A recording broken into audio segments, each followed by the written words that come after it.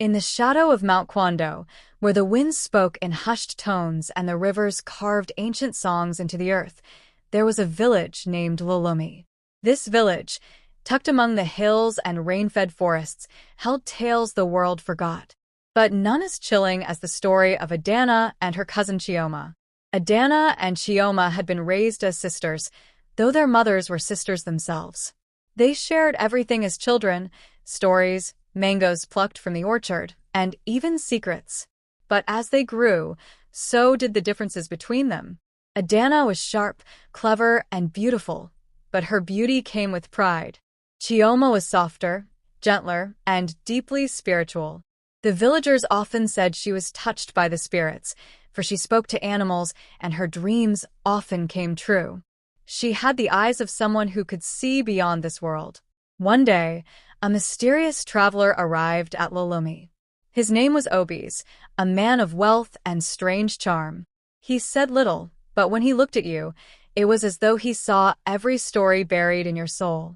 He was looking for a wife, he said, and both Adaora and Chioma caught his eye.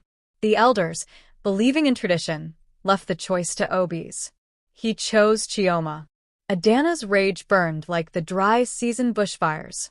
She smiled during the engagement ceremony, but her heart churned with bitterness.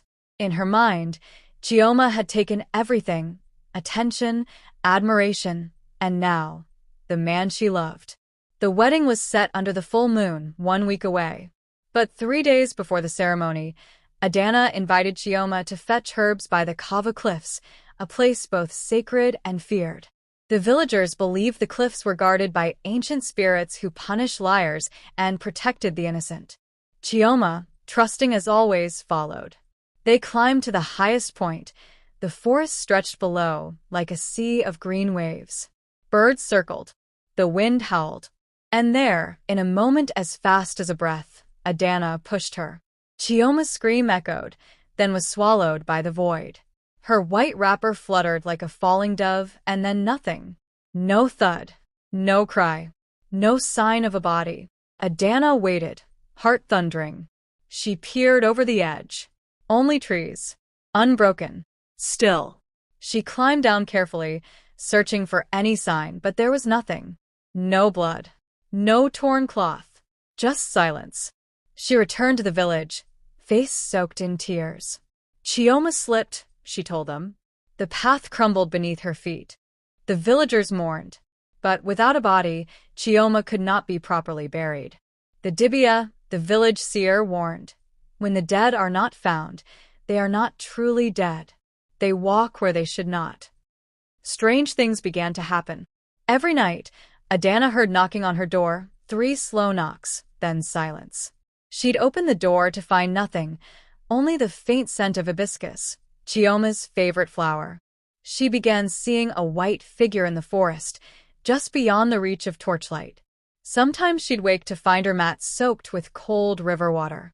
Her eyes hollowed with sleeplessness, her laughter turned brittle. The people of Lulumi began to whisper. One night, she sought the Dibia, desperate for peace. The old woman threw her cowries, eyes rolling into the spirit world. The cliff did not take Chioma, she murmured. The land rejected her death. Adaora's voice cracked. Then where is she? The Dibia leaned close, her voice thin as wind. She walks behind you. Terrified, Adaora fled the hut, but no matter how far she ran, she felt eyes on her back.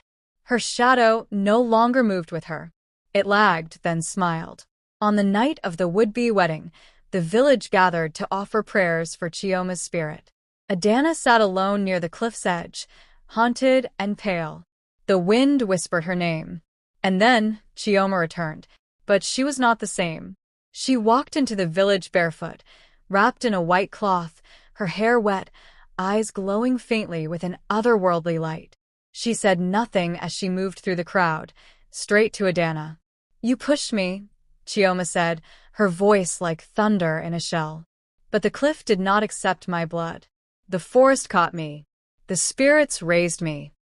Adaora fell to her knees, sobbing. I was jealous. I didn't mean. It is not your words that matter, Chioma whispered, but your heart. And your time has come.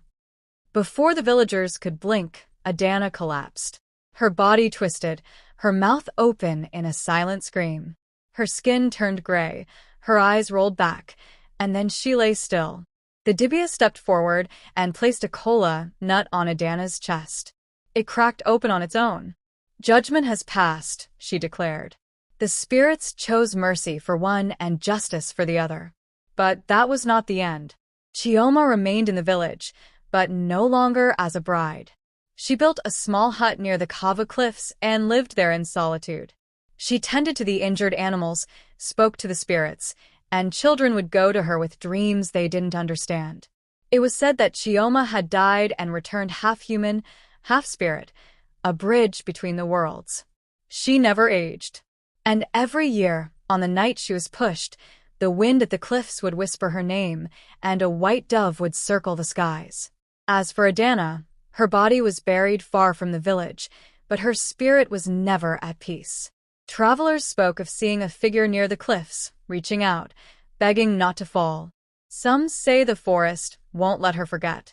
And so the people of Lulumi say, "You may push someone into silence, but if the land does not take them, they will rise. And when they do, no lie can shield you from truth."